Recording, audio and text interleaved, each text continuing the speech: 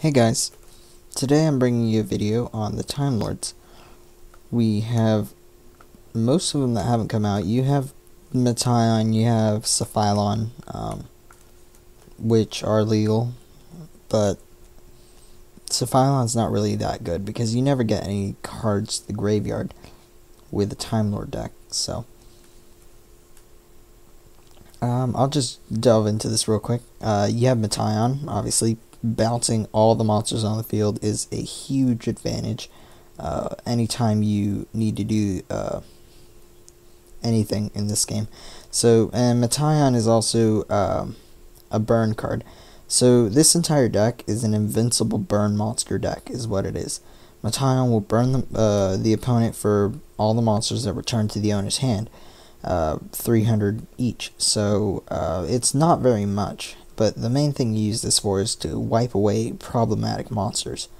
Next we have Sandion, which is let me see. This one says it, just like all the other Time Lords, they can't be destroyed by battle or card effects, and you can normal summon them without tribute if you have no monsters, and you take no battle damage from battles involving them. This one also says your opponent takes no battle damage from battles involving him, but he's a really good burn card too. If he battles, you get to burn your opponent for 2,000. So that's better than most of the burn cards that are out there right now. Then you have Raytheon. Raytheon gets to inflict battle damage to your opponent equal to the attack of the monster it battles. So this is like a Reflect Bounder, if you guys don't know what that is. Apparently, there it is, Reflect Bounder. So Reflect Bounder says when it's attacked, your opponent takes damage before damage calculation equal to the attack of the attacking monster. But with Raytheon, you get to attack into your opponent's monster and then burn them. So it gives you better burn. Gorgon Egg. That's an interesting card. Really weak. Next you have Camion, the Time Lord. Camion says both players take no battle damage, all that stuff. When it attacks or is attacked, just like all of them, it gets its effect. You get to target one monster your opponent controls, bounce it back to the deck, and then burn your opponent for 500 points. So this is, again, a card to deal with problematic cards. But Metaion is a lot better, so I only run one Camion. And Zephion, he lets you return all spell and trap cards your opponent controls back to the deck. So this is a really broken effect. Attack with it and just wipe your opponent's back row, basically. In a sense, it sends it all flying back into the extra deck. I only run one because I don't really need to fear back row, as you'll see in a sec. Now you have Mishion. This card says he can't be destroyed by battle. I keep reading that, but yes. He is one of the better burn cards. When he is attacked, you get to have your opponent's life points.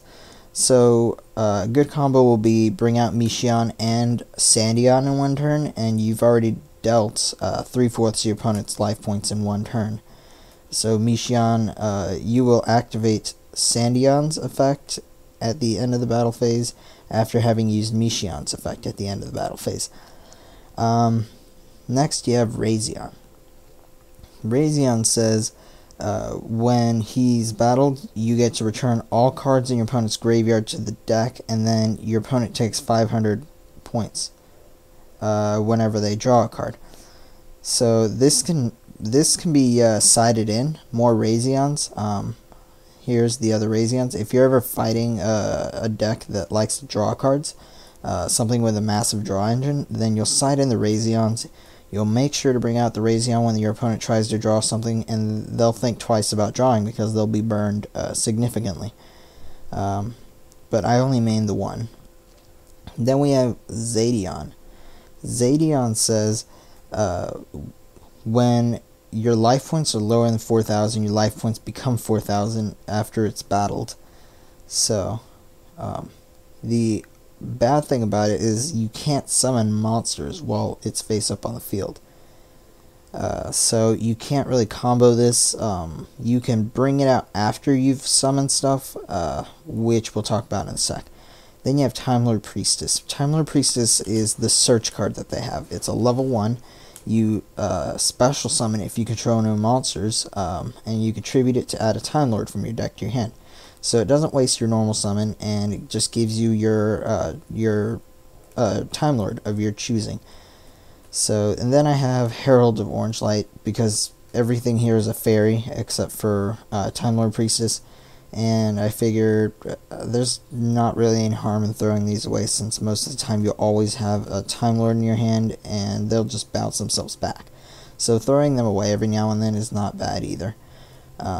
Then we have Space Typhoons, just to clear away problematic cards like Skill Drain.